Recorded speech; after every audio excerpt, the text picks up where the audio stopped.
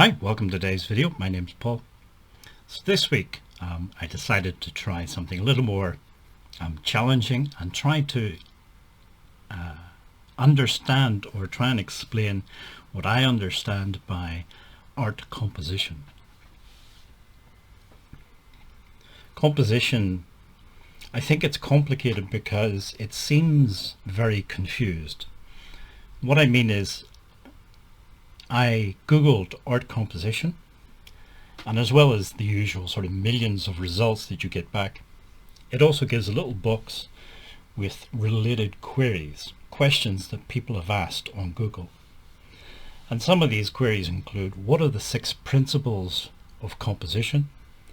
Another one says, what are the 6 elements of composition? So immediately I start to think, well, are principles different from elements? And then another one asks, what are the 5 elements of composition? So why does one person think there's 5, but other people seem to think there's 6? Did somebody forget one of the elements? Did they invent a new element? Or maybe it wasn't an element, maybe it was one of the principles that they invented.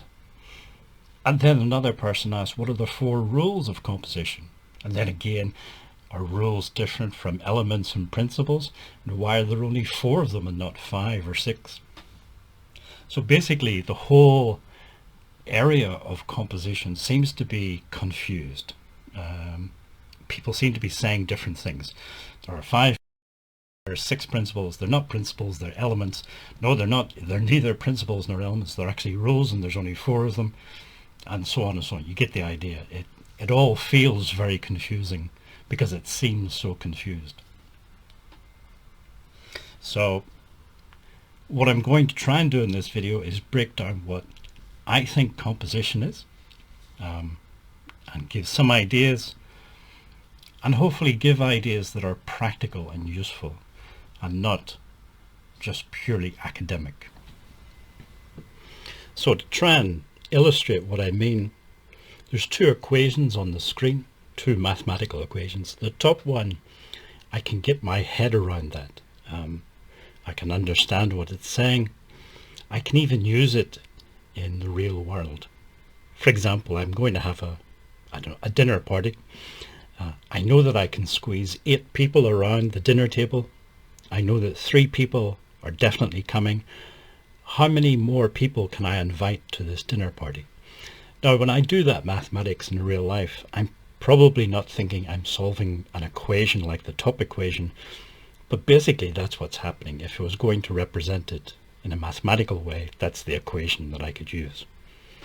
So with composition, that's the sort of thing I'm looking for, something that I can get my head around, something I can understand, and something that I can actually use to, in real life to help me with creating artwork.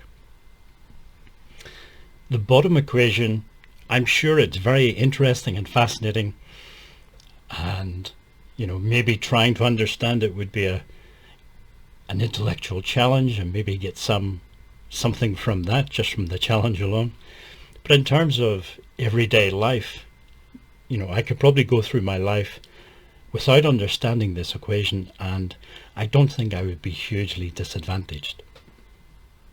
So there are aspects of composition that maybe are not that useful to me. They're a bit too academic, they're a bit too complicated, and I'm not sure if they're really, practically speaking, that useful. So in this video, I'm trying to look for examples of the top equation, if you like, within the field of composition. What I'm going to do is divide everything up into 3 groups.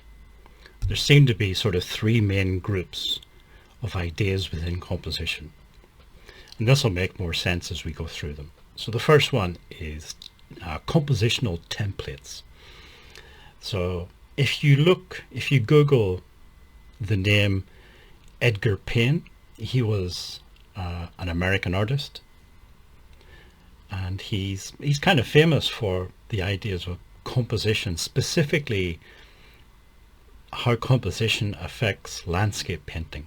He was mainly a landscape painter. And in his books, he gives these little thumbnail sketches and he gives different names to them. And they're kind of compositional templates. So I've just quickly sketched out two of them here. So the top one, he called this something like the steel yard or something like that. It doesn't really matter what the name is. The idea is that you have sort of two elements. On the left hand side we have, say, a tree, and on the right hand side a lower bush or a hedgerow or something, and they're kind of connected horizontally. And that's the basic composition, that's the template.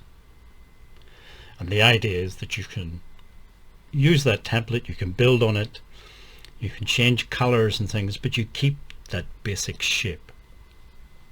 Another template, you can also have lots of templates that are based on letters of the alphabet, especially uppercase letters of the alphabet. So the one underneath then is the L composition. So it's shaped like the uppercase letter L, if you like. There's still one element this time with a horizontal part coming out from underneath. So this approach of using templates, and there are lots and lots of these templates, probably hundreds that you can choose from.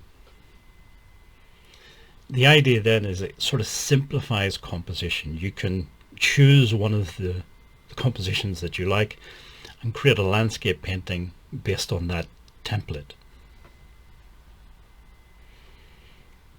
I've never used this approach really, but I guess when you're first getting started, it may be of some use. It may help with the confidence building sort of thing, because it's one less thing that you have to worry about.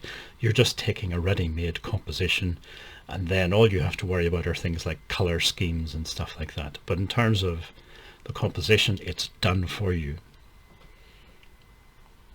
So it is one approach, but I think while it may be of some use or interest at the beginner level, or if you just want to do a quick sketch, but if you're trying to progress as an artist, I'm not sure that this sort of cookie cutter type approach is necessarily going to help in the long run.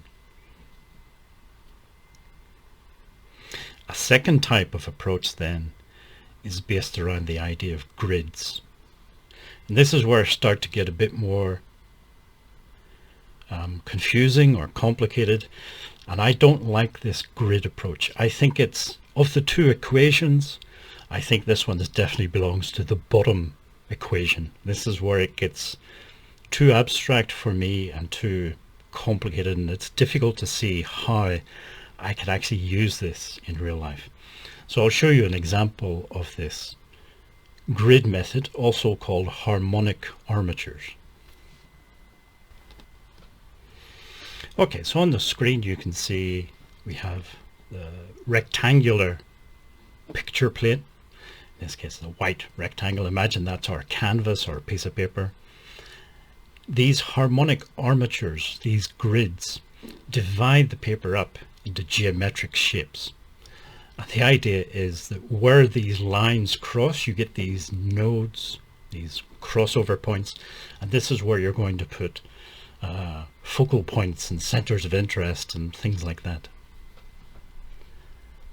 The reason I don't like this, the reason I think this sort of belongs to the second type of equation, you know, the large complex equation, the thing that I'm not sure how it would be of any use to me in the real world. It just seems so complicated. I can't imagine starting a painting with something like this, even if it's only in my head and not actually drawn on the paper. How would you fit a landscape painting, for example, into something like this? It's too much for my tiny brain to understand or to contemplate. So I just simply reject the whole grid design approach to composition. It's not for me. I'm not saying that it's wrong or it's bad.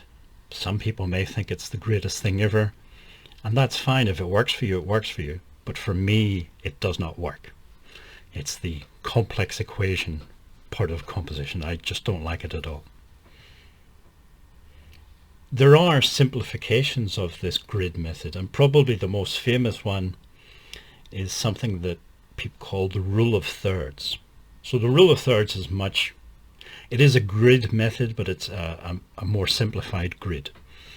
Basically what you do is you divide your paper with 2 horizontal lines and 2 vertical lines. So you end up with your rectangular piece of paper, or your canvas, has been divided into 9 smaller rectangles.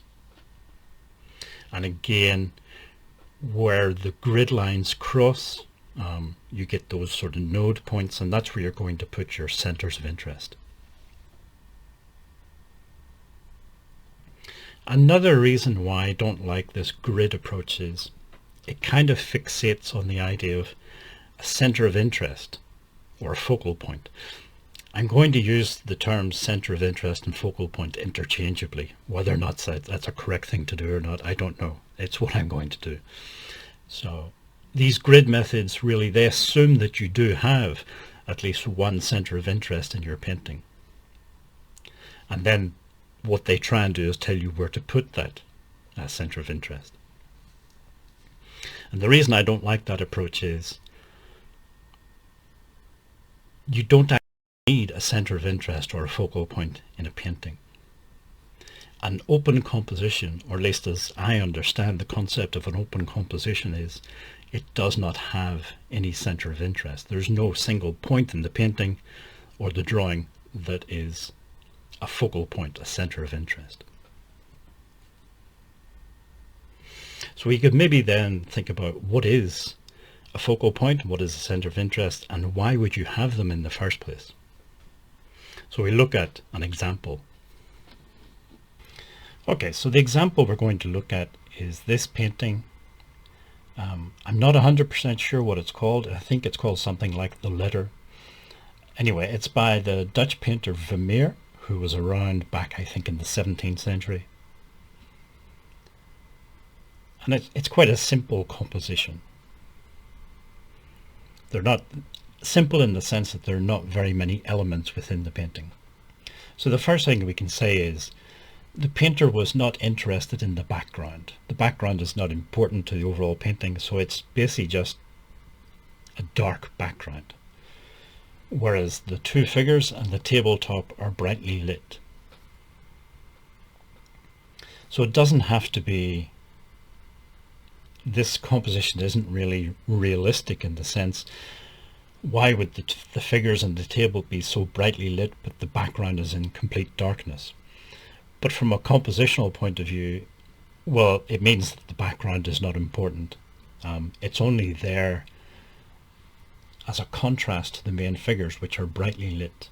And that's the first thing. Maybe we can create these centers of interest through contrast. In this case, contrasting values.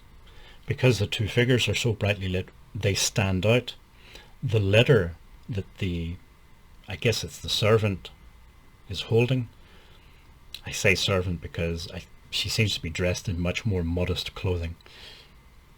She's holding a letter, and the letter is very bright value compared to the background, and also compared to her clothes, so it sort of stands out. Her hand stands out, her face, and then the other woman who's dressed in the very rich clothes, obviously she's very bright, so she's obviously a center of interest as well. So straight away we have different focal points. We can see the interaction between the people, and we can see that there's this letter. And immediately then we can start to think, well, who's the letter from? And so on and so on. There's a story starting to develop. So you can create, kind of sum up, you can create focal points or centers of interest. I'm using those 2 phrases interchangeably. I don't know if there is really a difference between them. To me, they're the same thing. So we can create these centers of interest through contrast, contrasting values, contrasting colors, shapes, and so on. And we might want to create a center of interest or several focal points, for example, because we're trying to tell a story or develop characters and develop a story within the painting. Certainly in this example, that I think is what the composition does. There are many paintings, and I'm thinking especially sort of landscape paintings, where you don't need a center of interest because you're not trying to develop characters, you're not trying to develop a story, you're just portraying a landscape. So in that sense, a landscape doesn't need to have a center of interest or focal point. So getting back then to the idea of grids, well, if there's no center of interest, if there's no focal point, the whole grid method kind of falls apart. At least that's sort of how I look at it. Other people, of course, may look at it differently and may see things like the rule of thirds as being essential to good composition in landscape painting or photography. I humbly disagree.